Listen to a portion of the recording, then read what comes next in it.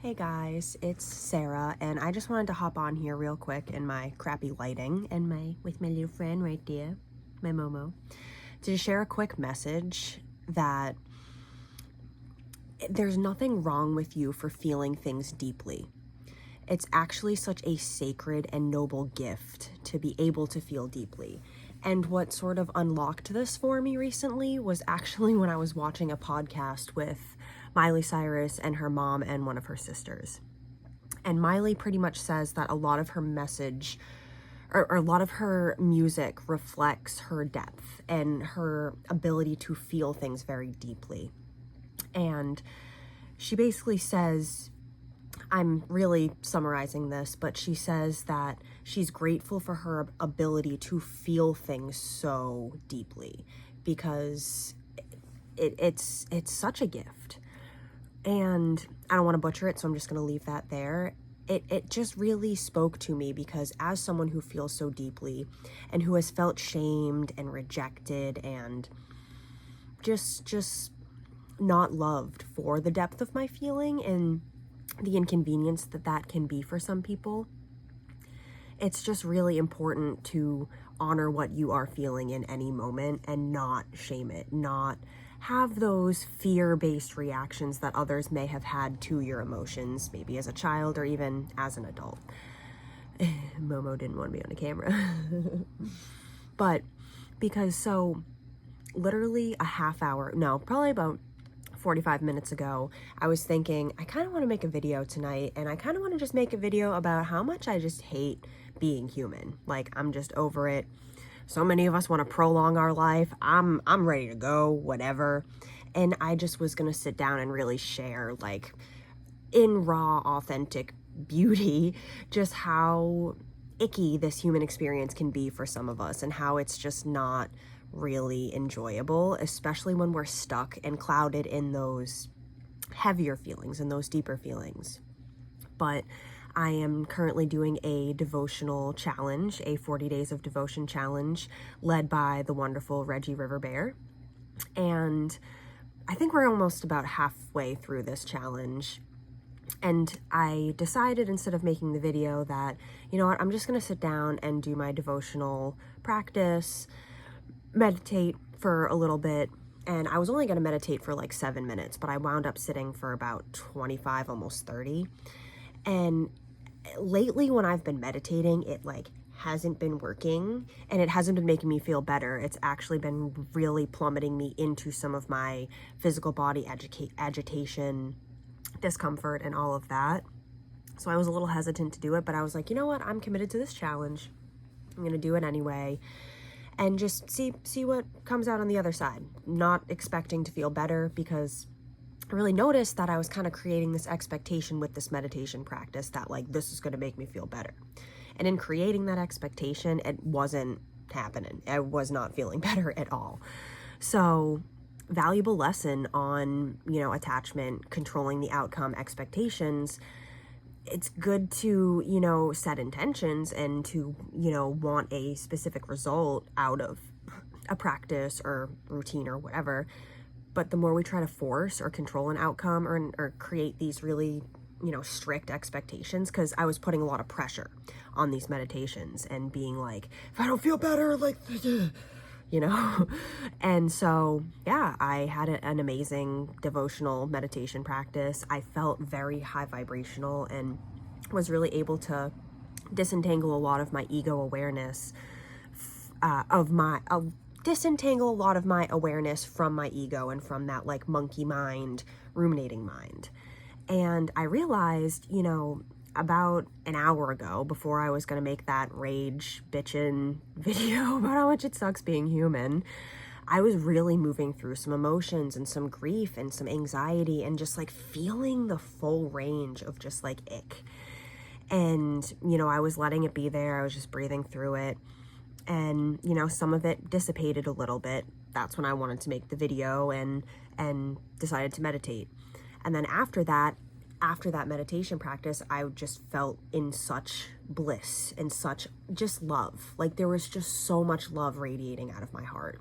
My body doesn't necessarily feel like awesome and better. You know, I actually have a little bit of a headache from it and some like head pressure, but just the heart energy that's flowing is just so immense, and it was so beautiful. And so, you know, after my practice was ending, I decided to go get myself a little homegrown bruschetta that one of my housemates made from homemade pesto and garden tomatoes and not homegrown mozzarella. We don't got cows out back, but you know, maybe one day. But yeah, and it's so good. I'm actually still eating it over there, and I got the download to make this video while I was eating it. And I kind of noticed the past few videos that I've been making, it's literally like I'm sitting down. I usually put on TV or something to eat, but I've been not doing that because I kind of realized it was like an unconscious habit, and I was like consuming while consuming, and I've wanted to really be present with my food and nourish my body with it. So I sat down, I didn't put on a video, and the download for this video dropped in. And I've known that when I don't act on these downloads and I just am like, oh, I just want to eat, or like, oh, maybe later, it's 10 times as hard to carry out and complete the download, you know, complete the loop of creation. So it's almost like, you know, the idea gets seeded in, and that's like one part of the loop is like the idea, and you have to complete the loop by bringing it into physical reality. Otherwise, that idea just kind of turns back on itself and like eats itself. That's why a lot of us emotional eat or like smoke it away, drink it away. A lot of it is our creative inspiration, or this like soul level inspiration that comes in that is not acted on or is shut down by the fear or the control of the ego, you know, trying to maintain control, like, oh, it's not the time or place. But, you know, divine timing often defies logic and kind of pisses off the ego. So yeah, I knew I had to act on this impulse, record this video. And again, just like literally, I think it was a couple days ago this happened. I was eating my breakfast, and download popped in. I was like, okay, yeah, I gotta share. And I was like, oh, it'll only be like a 2-minute share, and it was like 40 minutes. Not doing that today because I actually want to go eat my nice warm toasty bruschetta. But I just wanted to share, basically the key message here is that, like, let yourself feel deeply and let yourself feel that full range of emotions. You know, you're not bipolar, and even if you are bipolar, maybe it's just a label that people have placed on your emotional depth or just the chaos of human emotions. You know, we're not supposed to feel like these extreme highs and these extreme lows. Like, that's what comes with a lot of bipolar and a lot of these like mental illnesses. It's like the swinging from the extremes. But when we can really find a balance, and even when we get into those extremes, just not fearing them and not making them wrong, and just honoring like how beautiful it is to feel deeply, because so many of us are just completely numb and shut off and like totally not aware and just like operating in that monkey mind, totally dissociated. And I don't know about you guys, but that's not really the path that I want to go down. Like, I feel like I'm here to be human, and I want to experience myself being human. Whether it's making videos or talking to people or feeling things deeply.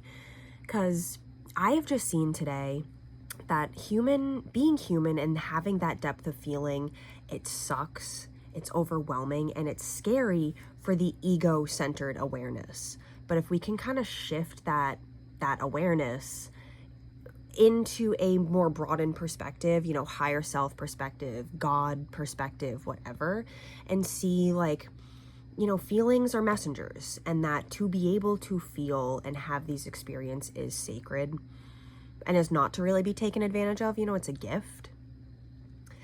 We can kind of like ease the charge when these difficult emotions come up or these reactions come up, you know, because it's all moving through us for a reason. I do believe that our emotions are not wrong, even though they can be inconvenient and they can make us like awkward or like whatever. There's nothing wrong with them, and there's nothing wrong with feeling deeply. And so feel your shit. If you're happy 1 second and then you're angry and then you're just like on cloud 9 laughing the next second, that's okay. That it's actually good to be able to feel that range. You know, would you rather be completely numb, robotic, I am worker, I do, or do we want to feel and be excited and sad and all of it? You know, and the choice is up to you. Like, I'm not trying to say that anything is better or worse. I am just sharing this realization that, you know, in a world that's becoming increasingly more numb and dissociated and inhuman, I would rather be human and feel deeply. And I'm reminding myself of that when I'm in those icky, sticky emotions and I want to go make videos about, like, I know why the humans want to merge with AI. Being human sucks. I just want to be a floating mind. Yeah. I'd rather be weird and silly and human like this than very robotic and angry, and this sucks. I am going to just work for my existence, and that is it. Productivity, yes. All right, guys, I'm gonna go eat my bruschetta. Sending you all so much love. Me and Mo, peacing out once again. Have a good night, guys.